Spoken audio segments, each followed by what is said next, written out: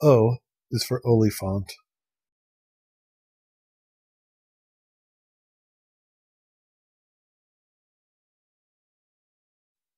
The first known mention of the word Oliphaunt comes in the form of a poetic riddle.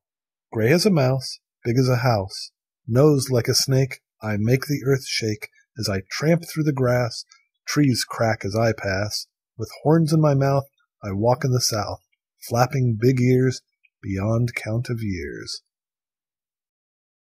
The person who recites this riddle is Samwise Gamgee, a devoted, honest, working-class hobbit in J.R.R. Tolkien's The Lord of the Rings.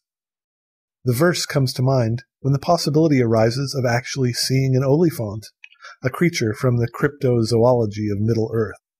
Sam's childlike wonder at encountering the mystical creature, his open and artless approach to new experiences, always reminds me of the wonder I experienced when first I cracked Tolkien's opus in 1973 when I was a fourth grader. Reading The Lord of the Rings became an annual ritual for me all the way through the 1990s.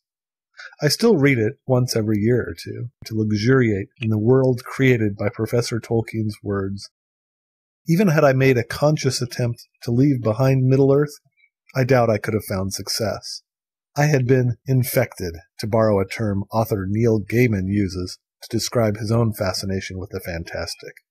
Infected by the idea that an author's words can change the ways that I think, the ways that I believe, the ways that I behave. Oliphaunt is what's known as a nonce word, a word that's not part of any existing language, yet is easily recognizable by virtue of its phonic similarities to actual words.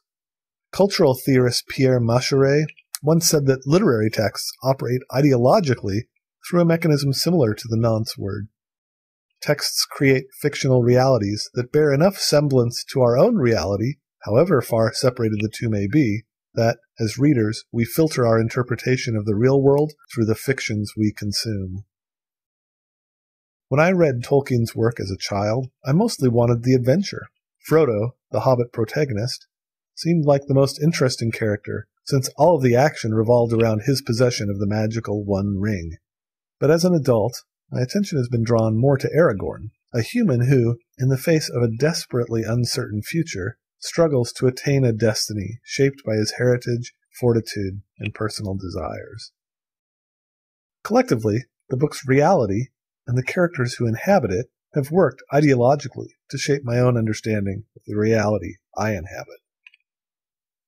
Oliphaunt may simply be a nonce word, standing in for our own tusked and trunked pachyderms, but we should remember that it is also a touchstone identifying ideological connections between fiction and reality.